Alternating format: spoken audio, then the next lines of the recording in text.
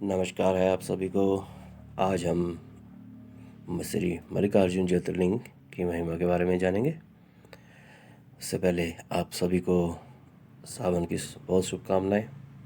ओम नमः शिवाय। जी, ये ज्योतिर्लिंग आंध्र प्रदेश के कुन्नूर जिले में स्थित है। ये 12 ज्योतिर्लिंग में से दूसरा ज्योतिर्लिंग है जहाँ भगवान माता पार्वती के संग विराजमान है। यहाँ भोलेनाथ अर्जुन तथा माता पार्वती मल्लिका का नाम धारण करके भक्तों का उद्धार करते हैं। मल्लिकार्जुन ज्योतिर्लिंग की महिमा बड़ी अपरंपार है। यहाँ आने वाले हर भक्त की मनोकामना पूर्ण होती है। यहाँ मांगी गई मन्नत अवश्य पूर्ण होती है। इसकी महिमा का गुणगान शिव पुराण, पद्म पुराण, स्कंद पुराण में विस्तार से किया गया है। भगवान राम रावण वध के पश्चात यहाँ ब्रह्म हत्या मुक्ति हेतु पधारे थे। उन्होंने श्री मल्लिकार्जुन ज्योतिर्लिंग की पूजा अर्चना तथा दर्शन किए। श्री मल्लिकार्जुन ज्योतिर्लिंग की भूमि बड़ी ही पावन है। यहाँ देवी देवताओं तथा स्वयं भगवान भोलेनाथ के चरण पड़े हैं। इनके चरणों को छूकर यहाँ की मिट्टी और भी पवित्र हो गई। कहा जाता है कि भगवान मल्लिकार्जुन जिन भक्तों को अपने पास बुलाते हैं वे बड़े ही किस्मत वाले होते हैं। जिस मिट्टी ने देवताओं के चरण स्पर्श किए उसे अपने मस्तक पर लगाने से निश्चित ही अंतर्मन की में भक्ति की भावना जागृत हो जाती है। श्री मल्लिकार्जुन ज्योतिर्लिंग माध्यम। एक बार श्री गणेश तथा भ्राता कार्तिकेय की शादी का प्रसंग सामने आया। दोनों भाइयों में पहले ही विवाह किसका हो इस बात को लेकर चर्चा छिड़ गई। श्री गणेश का पक्ष था कि संपूर्ण ब्रह्मांड में उनकी पूजा सर्वप्रथम की जाती है, अतः उनका विवाह पहले होना चाहिए। जबकि कार्तिकेय का मानना था कि वे बड़े भ्राता हैं तथा उनकी शादी पहले होनी चाहिए। दोनों की चर्चा सुनकर भगवान शिव तथा पार्वती भ्रमित हो गए और चिंता करने लगे कि अब क्या किया जाए। तभी शिवजी और पार्वती ने एक उपाय बताया कि जो इस धरती की परिक्रमा पहले पूर्ण करके लौटेगा उसका विवाह पहले किया जाएगा। माता पिता के बताए उपाय को पूर्ण करने कार्तिकेय मैरासन होकर पृथ्वी की परिक्रमा को निकल पड़े।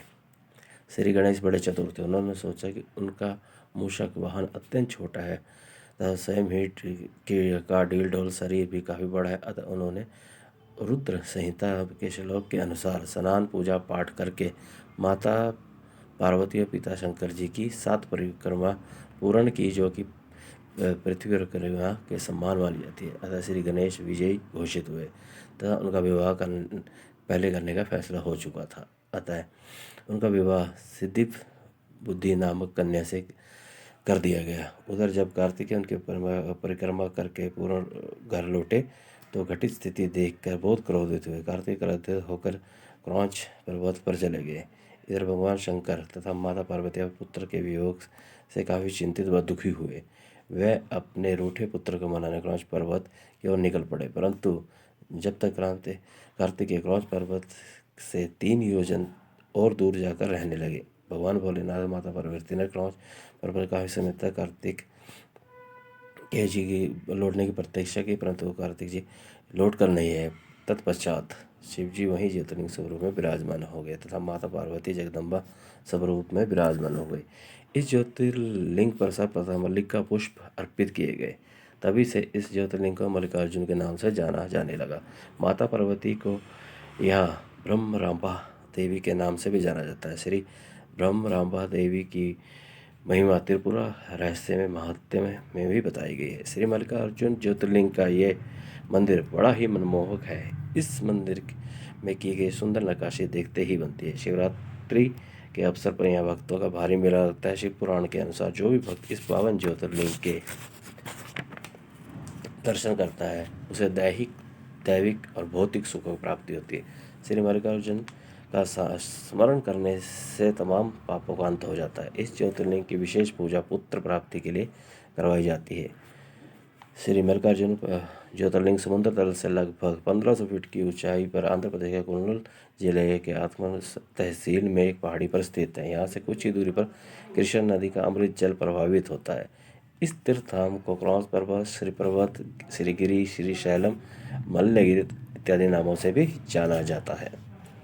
श्री मल्लिकार्जुन के आसपास प्रमुख मंदिर एवं 10 स्थल यहाँ से 3 किलोमीटर की दूरी पर पाताल गंगा में है, जहाँ भक्त दर्शन करने व इनकी सुंदर को निहारने अवश्य आते हैं। श्री मल्लिकार्जुन पहुँचने के मार्ग व स्थान यहाँ से लगभग 165 किलोमीटर की दूरी हैदराबाद का हवाई अड्डा है। संपूर्ण भारत से वायु मार्ग द्वारा यहाँ पहुँचा जा सकता है। मल्लिकार्जुन में ठहरने की सुविधा उपलब्ध है। यहाँ पर कई धर्मशाला है, मंदिर, ट्रस्ट वगैरह हैं और पानी की उत्तम व्यवस्था भी है। तो जब भी आप जाएं तो अपने सपरिवार जाएं और श्री मल्लिकार्जुन ज्योतिर्लिंग की महिमा तो आप जान ही गए हैं, तो अपना उनका आशीर्वाद लेके आएँ।